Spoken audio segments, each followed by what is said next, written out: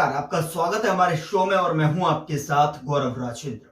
Ukraine में युद्ध और इंडोनेशिया के पाम तेल निर्यात पर प्रतिबंध के कारण खाद्य तेलों की कीमतों में तेजी से वृद्धि हुई है।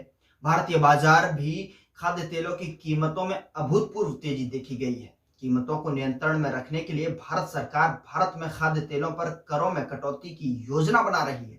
भारत में 60% खाद्य तेल आयात से प्राप्त होते हैं, इसलिए आपूर्ति श्रृंखला में किसी भी तरह के बदलाव से खाद्य तेलों की कीमतों में तेजी की आने की संभावना है। क्या कुछ है रिपोर्ट, देखिए इस रिपोर्ट। यूक्रेन में युद्ध और इंडोनेशिया के पाम तेल निर्यात पर प्रतिबंध के कारण खाद्य तेल की कीमतों में तेजी से वृद्धि होती हुई नजर आ रही है। भारतीय बाजार में भी खाद्य तेलों की कीमतों में अभूतपूर्व तेजी देखी गई है। कीमतों को नियंत्रण में रखने के लिए भारत सरकार लगातार खाद्य तेलों पर करों में कटौती करने की योजना पर काम कर रही है। भारत में 60% खाद्य तेल की अगर बात करें तो आयात से प्राप्त होता है, इसलिए आपूर्ति श्रृंखला में किसी भी तरह के बदलाव से खाद्य तेलों की कीमतों में तेजी आने की संभावना है। आपको बता दें कि रूस द्वारा यूक्रेन पर आक्रमण करने के बाद पिछले 2 वर्षों से बढ़ रही कीमतों में तेजी आई है, लेकिन कीमतों में वृद्धि का प्रमुख कारक अपने घरेलू बाजार की रक्षा के लिए इंडोनेशियाई पाम तेल के निर्यात प्रतिबंध रहा है। इंडोनेशिया खाद्य तेलों के सबसे बड़े प्रदाताओं में से एक है।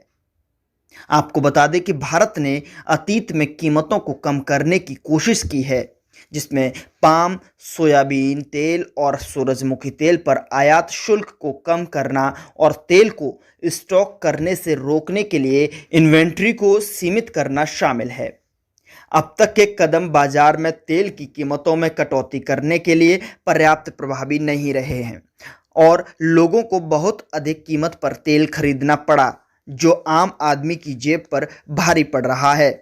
लेकिन अब रिपोर्टों के अनुसार यह कहा जा रहा है कि सरकार अब घरेलू आपूर्ति को बढ़ावा देने में मदद करने के लिए कैनोला तेल, जैतून का तेल, चावल की भूसी का तेल और पाम कर्नेल तेल की कच्ची किस्मों पर आयात शुल्क को 35% से घटाकर 5% करने पर विचार कर रही है।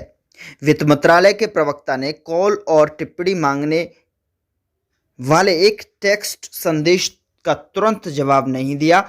कृषि और खाद्य मंत्रालय भी इस मामले पर टिप्पणी करने के लिए तत्काल उपलब्ध नहीं थे, लेकिन आम आदमी को कुछ राहत मिलने की उम्मीद है। इस फैसले का बड़ा असर भारत पर हो सकता है। ऐसा इसलिए क्योंकि भारत खाद्य तेलों का सबसे बड़ा इंपोर्टर है और अपनी ज़रूरत का 50 से 60% खाद्य तेल यानी पाम ऑयल इंपोर्ट करता है। इसमें सबसे अहम बात है, हम ज़रूरत का 50% से ज़्यादा पाम तेल इंडोनेशिया से इंपोर्ट करते हैं। खाद्य तेलों के मामले में भारत को दोहरी मार झेलनी पड़ सकती है। रूस यूक्रेन के युद्ध के चलते सूरजमुखी और सोयाबीन तेल की कीमतों में इजाफा देखने को मिला है।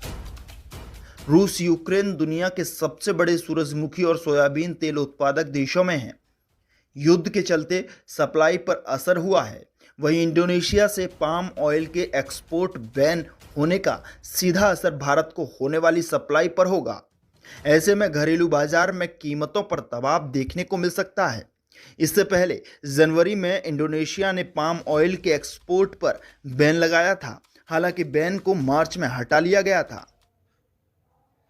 तो फिलहाल इस रिपोर्ट पे इतना ही। आपको आगे भी ऐसे ही खाद्य तेल से जुड़े हुए और अन्य तमाम चीजों से जुड़े हुए अपडेट आप तक पहुंचाते रहेंगे। फिलहाल के लिए इस कार्यक्रम में इतना ही। मुझे दीजिए इजाजत, अगले शो में फिर मुलाकात होगी एक नए मुद्दे के साथ। तब तक के लिए नमस्कार।